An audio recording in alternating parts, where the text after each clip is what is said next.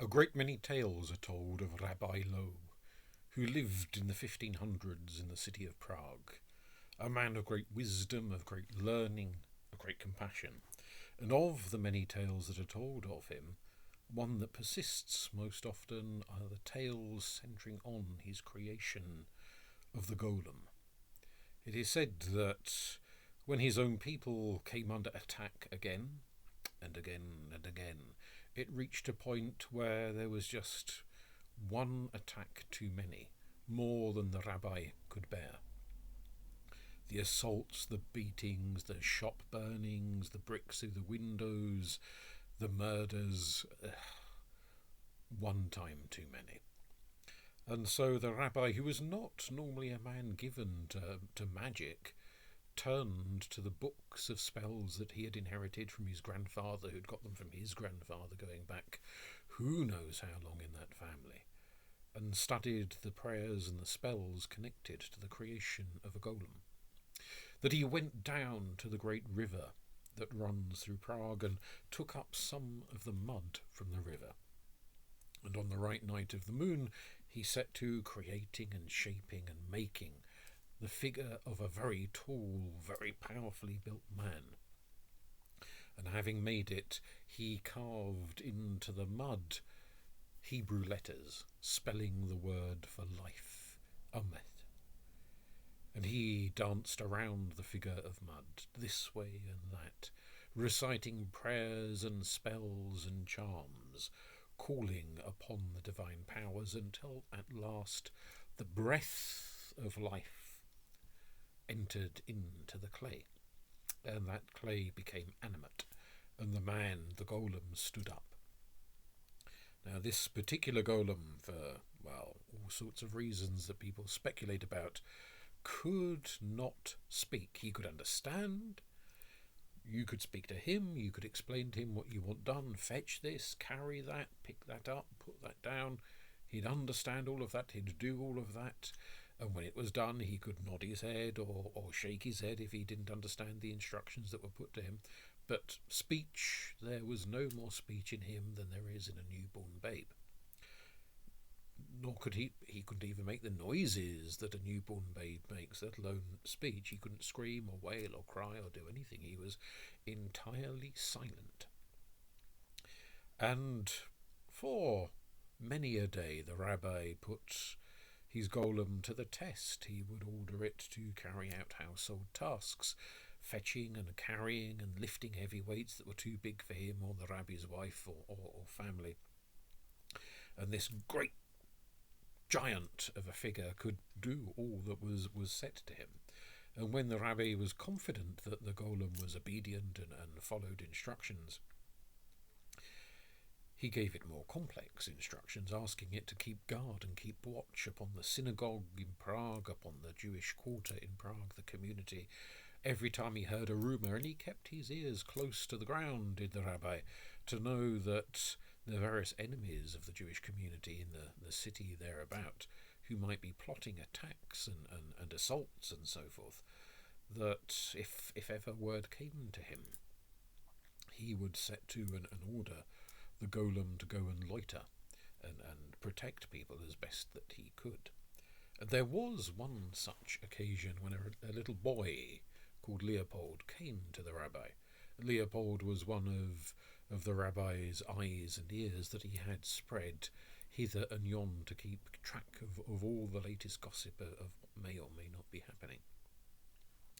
Leopold came and said that old monk Thaddeus, brother Thaddeus, a very ardent enemy of the Jewish community who had on many occasions fulminated and ranted and raved from the pulpit and led marches with burning torches and beaten on the doors of Jewish houses, demanding that the people come out and face his brand of justice, who had bricked windows and ranted and raved and been, well, never directly assaulted anyone, but stood by and watched and encouraged whilst his devotees and followers did exactly that on his behalf.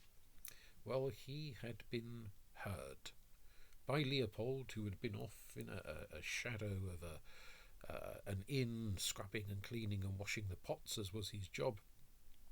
He had heard the old monk sat there, fulminating and raging and deep in his cups and planning with his compadres his next move.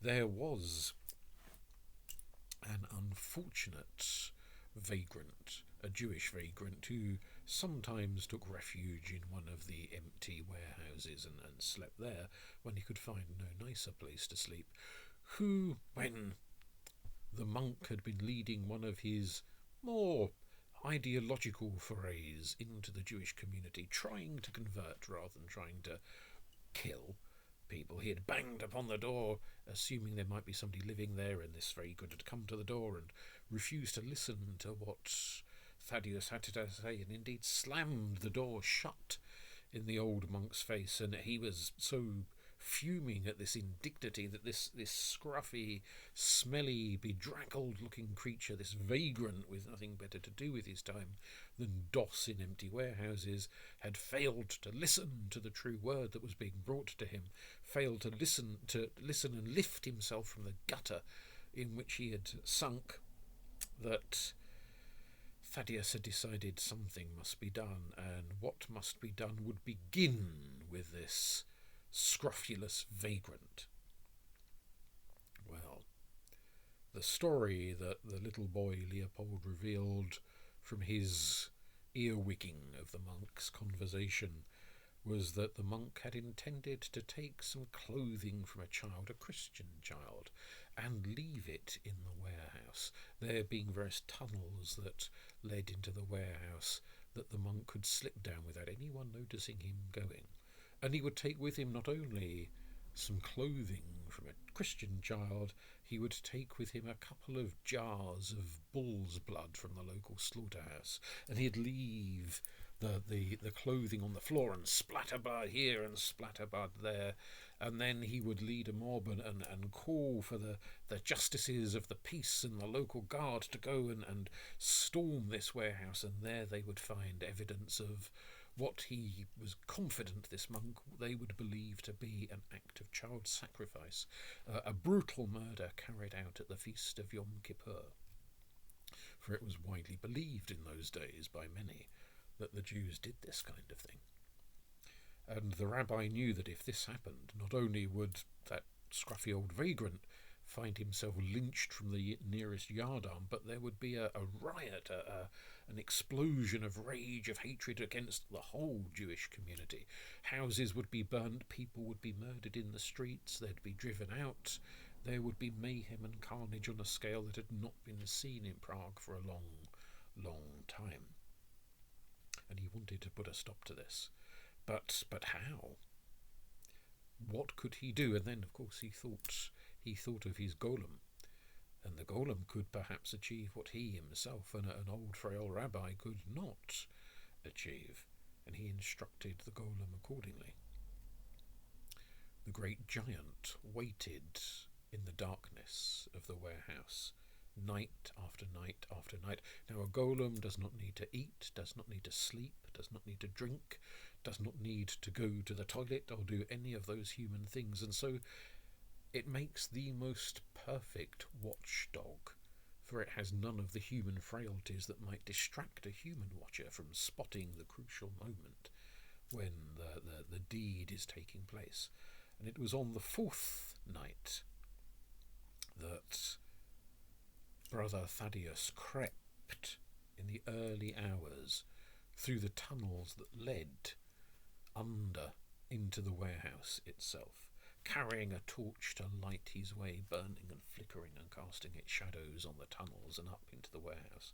And he did indeed have 2 big jars under one arm and a bundle of what looked like rags, children's clothing, in the other hand, making his way into the warehouse. And there, when he felt all was safe, he put the clothing up on the floor, he laid down the 2 jars of bull's blood, and was just about to set to, creating his mise en scene to incriminate the Jews of the city of Prague, when he heard not the roaring of a voice, because, as I have said, The golem cannot speak, but he heard great thunderous clapping coming from somewhere in the darkness, and startled, he jumped up, he turned around, he leapt to his feet, and great thudding footsteps as something huge and heavy got closer and closer, scratching great fingers across the floor and across the walls and across the ceiling to make terrible noises